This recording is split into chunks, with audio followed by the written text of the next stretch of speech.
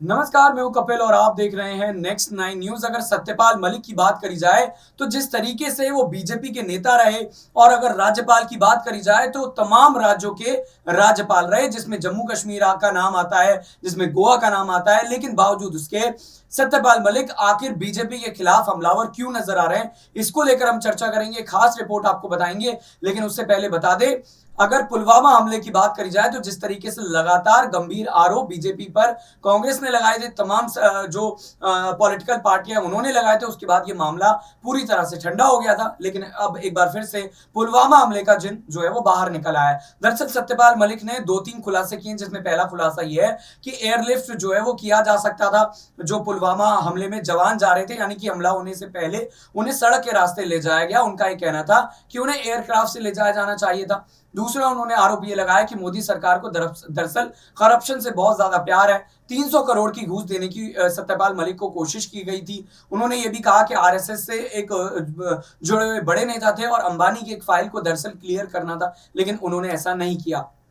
तो क्या ये बड़ा सवाल खड़ा हो रहा है कि हिंडनबर्ग की रिपोर्ट जो 24 जनवरी को जो है वो सार्वजनिक कर दी गई थी, उसके बाद हंगामा मचा था, सरकार से सवाल किए जा रहे थे, मोदी सरकार का इस्तीफा मांगा जा रहा था। तो अब एक बार फिर से पीएम मोदी को लेकर जो गंभीर आरोप लगाए गए हैं, टिप्पणी की गई है, क्या जनता अगर इस पर भरोसा करेगी तो क्या सरकार गिर जाएगी, ये बड़ा सवाल है। अब दिखा रहे हैं आपको वो रिपोर्ट जिसकी हम चर्चा कर रहे थे। पिछले कई दिनों से एक खबर की चर्चा हर जगह है और वो है प्रयागराज में हुआ हत्याकांड। लेकिन इसके इतर राजनीतिक गलियारों में एक इंटरव्यू को लेकर भी तीखे सवाल जवाब हो रहे हैं। हालांकि ये खबर देश के बड़े अखबारों और मेन स्ट्रीम मीडिया से गायब सी रही।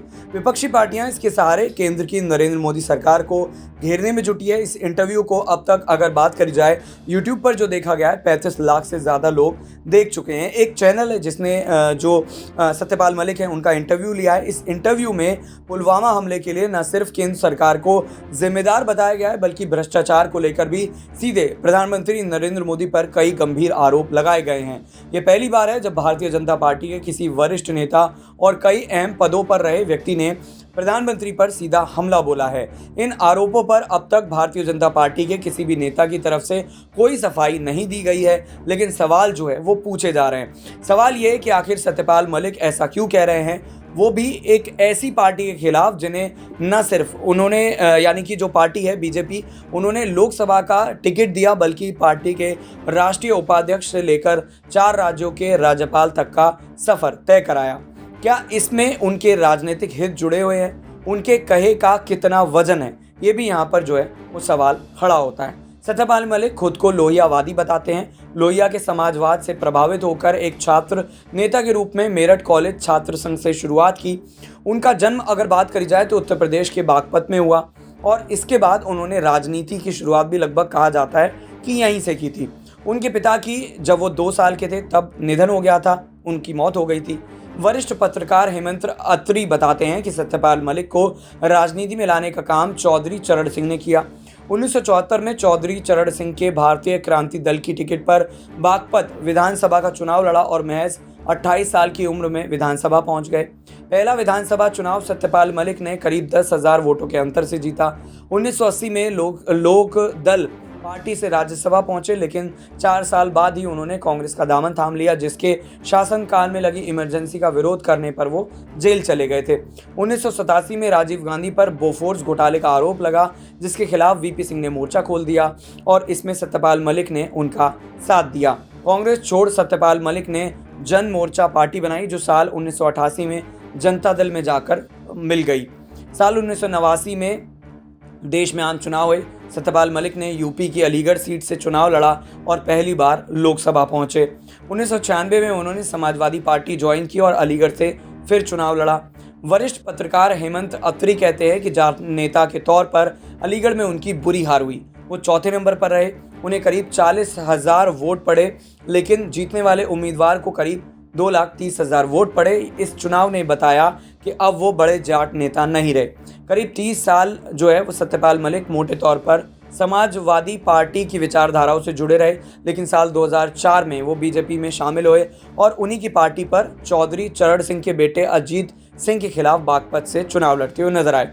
ये चुनाव भी उनकी जाट नेता की अस्मिता के लिए एक परीक्षा की तरह था, लेकिन इसमें वो फेल साबित हुए। अजीत सिंह को करीब 3,50,000 वोट पड़े तो तीसरे नंबर पर रहे सत्यपाल मलिक को करीब 1 लाख ही वोट मिल पाए। 2005-2006 में उत्तर प्रदेश बीजेपी के उपाध्यक्ष के तौर पर उन्हें नवाजा गया। 2009 में भारतीय जनता पार्टी के किसान मोर्चा का ऑल इंडिया इंचार्ज बना दिया गया। हेमंत अत्री बताते हैं कि बीजेपी ने हार के बावजूद सत्यपाल मलिक को अपने साथ रखा। साल 2012 में उन्हें बीजेपी का राष्ट्रीय उपाध्यक्ष जो है वो बना दिया गया। ये वो दौर था जब बीजेपी उत्तर प्रदेश में अपनी जमीन तलाश रही थी और उसे एक जाट लीडर की तलाश थी। उसी समय सत्यपाल मलिक का नरेंद्र मोदी के साथ व्यक्तिगत संवाद हुआ और अच्छे गहरे संबंध बन गए। 2014 में बहुमत के साथ नरेंद्र मोदी प्रधानमंत्री बनकर आए और 30 सितंबर 2017 को उन्हें बिहार का राज्यपाल बनाया गया। करीब 11 महीने बिहार का राज्यपाल रहने के बाद अगस्त 2018 में उन्हें जम्मू कश्मीर का राज्यपाल नियुक्त किया गया।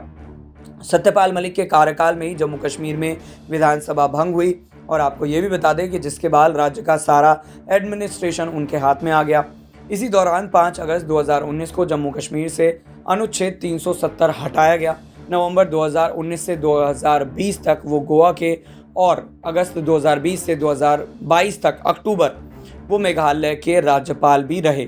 सत्यपाल मलिक कई सालों से सरकार की लाइन से हटकर बयान देते हुए नजर आए, लेकिन 14 अप्रैल को न्यूज़ वेबसाइट को दिए गए इंटरव्यू में उन्होंने विस्तार से घटनाओं का जिक्र किया और न सिर्फ केंद्र की बीजेपी सरकार बल्कि प्रधानमंत्री नरेंद्र मोदी के लिए भी उन्होंने मुश्किलें खड़ी कर दी हैं।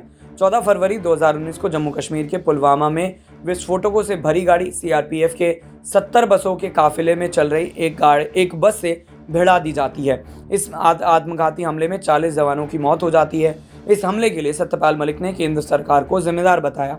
उन्होंने कहा कि जम्मू से श्रीनगर पहुंचने के लिए सीआरपीएफ को 5 एयरक्राफ्ट की ज़रूरत थी। उन्होंने कहा कि गृह मंत्रालय से एयरक्राफ्ट मांगे गए थे लेकिन उन्होंने नहीं दिए। हम एयरक्राफ्ट दे देते तो ये हमला नहीं होता, इतना बड़ा काफिला सड़क से कभी नहीं जाता।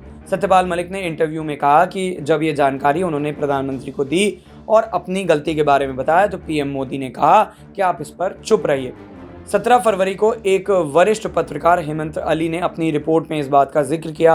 उन्होंने लिखा कि 4 फरवरी से बर्फबारी के कारण जम्मू में फंसे सीआरपीएफ के जवानों को भी हवाई मार्ग से श्रीनगर पहुंचाने के लिए मंजूरी मांगी गई थी। सीआरपीएफ ने इसका प्रस्ताव बनाकर मुख्यालय भेजा था, जहां से इसे गृह मंत्रालय को भेजा गया, लेकिन कोई जवाब जो है वो नहीं आने पर सीआरपीएफ का काफिला 14 फरवरी को 3:30 बजे जम्मू से श्रीनगर के लिए रवाना हुआ और दोपहर 3:15 बजे ये आतंकी हमला हो गया। अब ये खास रिपोर्ट में हमने आपको बताने की कोशिश की कि किस तरीके से राजनीतिक सफ़र जो है वो तय किया था सत्यपाल मलिक ने।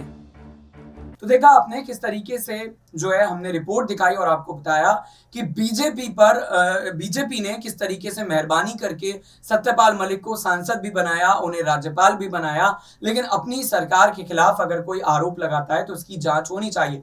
देखिए, बीजेपी पर कोई अगर आरोप लगाता है तो तुरंत बीजेपी उसके खिलाफ सीबीआई और ईडी का शिकंजा कस देती है, लेकिन सत्यपाल मलिक के साथ ऐसा नहीं हो रहा। गंभीर सवाल यहां पर खड़े होते हैं कि क्या सत्यपाल मलिक जो कह रहे हैं वो सही कह रहे हैं, क्योंकि बीजेपी सरकार ने चुप्पी जो है वो साध रखी है, और क्या आने वाले चुनाव में इसका असर देखने को मिलेगा, कमेंट करके जरूर बताएगा। देखते रहिए नेक्स्ट 9 न्यूज़। नमस्कार।